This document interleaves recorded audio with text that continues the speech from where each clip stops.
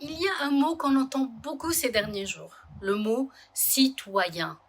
À l'approche des élections législatives, les discours officiels se multiplient. On nous appelle à accomplir notre devoir de citoyen. On nous parle de démocratie, de souveraineté populaire, de participation. Mais cette situation m'amène à me poser une question beaucoup plus profonde. Qu'est-ce qu'un citoyen? Et surtout, les Algériens ont-ils réellement été considérés comme des citoyens depuis l'indépendance? Parce que derrière ce mot, il y a une différence essentielle qu'on oublie souvent. Pendant des siècles, dans de nombreux pays, les peuples n'étaient pas des citoyens, ils étaient des sujets. Le sujet obéit, le citoyen choisit. Le sujet reçoit des ordres, le citoyen participe aux décisions qui concernent la cité.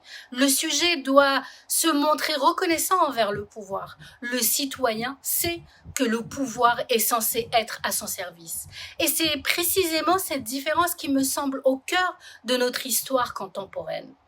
Depuis 1962, le peuple algérien est présenté comme le détenteur de la souveraineté. Les constitutions l'affirment, les discours officiels le répètent, pourtant dans les faits, combien de fois les Algériens ont-ils réellement été traités comme de véritables propriétaires de leur pays? Le citoyen est celui qu'on consulte avant de décider. Le sujet est celui à qui on annonce les décisions une fois qu'elles sont prises. Le citoyen contrôle les institutions. Le sujet est contrôlé par elles. Le citoyen peut demander des comptes au pouvoir. Le sujet, lui, apprend très vite que c'est lui qui devra rendre des comptes. Cette logique ne se limite pas à la politique, elle s'installe dans le quotidien. Elle se retrouve dans l'administration, quand obtenir un document devient un parcours du combattant. Elle se retrouve dans des recours au piston qui transforment un droit en faveur. Elle se retrouve dans cette peur que beaucoup ressentent encore face à certaines institutions. À force, on finit par considérer comme normales des situations qui, dans un véritable état de droit, ne devraient jamais l'être. Le problème n'est pas seulement juridique, il est aussi psychologique. Depuis très longtemps, on a entretenu l'idée que le peuple devait attendre qu'un homme providentiel règle les problèmes, qu'il fallait faire confiance sans se poser de questions, que contester revenait à menacer la stabilité. Et quand un peuple entend ce discours pendant des générations, certains finissent par l'intégrer. Ils en viennent parfois à défendre le système même qui les prive de leurs droits. Non parce qu'ils aiment l'injustice, mais parce qu'il est parfois plus facile de croire qu'aucune autre réalité n'est possible que d'imaginer un véritable changement. Et c'est peut-être ça, la plus grande victoire d'un système autoritaire. Faire en sorte que ses propres victimes deviennent ses gardiens. Et ça s'ajoute à un autre sujet particulièrement sensible, la religion. Combien de fois on a entendu cette phrase? En islam, il faut obéir aux dirigeants. Cette idée est régulièrement avancée pour décourager toute contestation. Pourtant, réduire la tradition musulmane et la religion à cette seule injonction est une simplification. L'islam parle aussi de justice. Il parle de responsabilité, il parle de consultation, il parle de la dignité de l'être humain. Il enseigne aussi qu'il n'y a pas d'obéissance dans la désobéissance à Dieu, à Allah, et que le conseil sincère fait partie intégrante de la religion. Autrement dit, on rappelle volontiers au peuple son devoir d'obéissance, mais beaucoup plus rarement au gouvernement leur devoir de justice. Et cette différence est fondamentale. Parce qu'un pouvoir qui exige l'obéissance sans accepter la critique ne forme pas des citoyens. Il entretient une relation de soumission.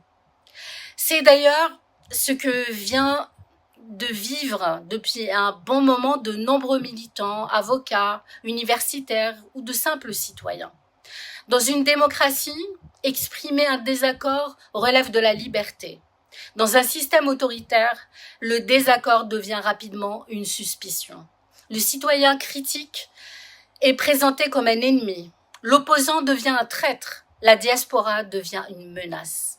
Comme si le simple fait de réclamer des droits suffisait à vous faire sortir de la communauté nationale.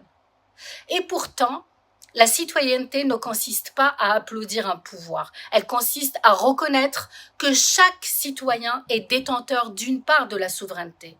C'est ça, la démocratie. La démocratie n'est pas seulement le fait d'organiser des élections. Elle repose sur une idée beaucoup plus exigeante. Accepter que le peuple puisse faire un choix qui ne plaît pas aux dirigeants. Sinon, à quoi bon demander son avis ? L'histoire de l'Algérie nous rappelle cette réalité. En 1991, des millions d'Algériens se sont rendus aux urnes. On peut encore aujourd'hui débattre de ce vote, on peut l'approuver ou le contester. Peu importe ici ce qu'on pense du parti vainqueur. La question n'est pas là. La question est de savoir si un peuple a oui ou non le droit de choisir. Et nous avons connu plus récemment un autre moment où le peuple a voulu redevenir citoyen.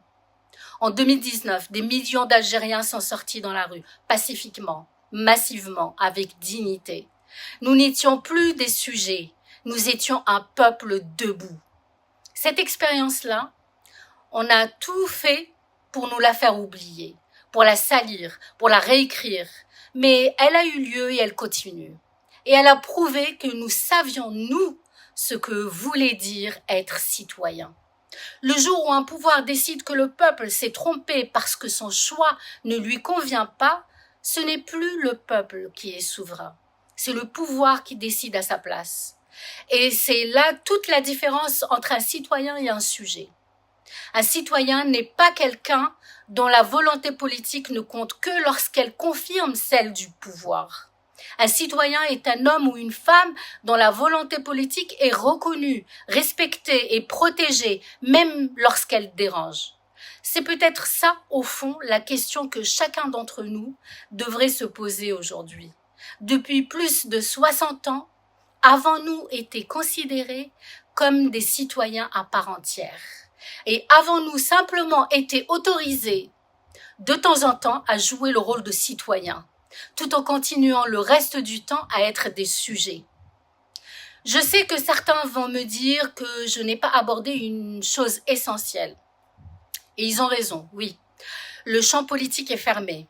Des partis sont interdits, des opposants, des militants, des journalistes sont en prison.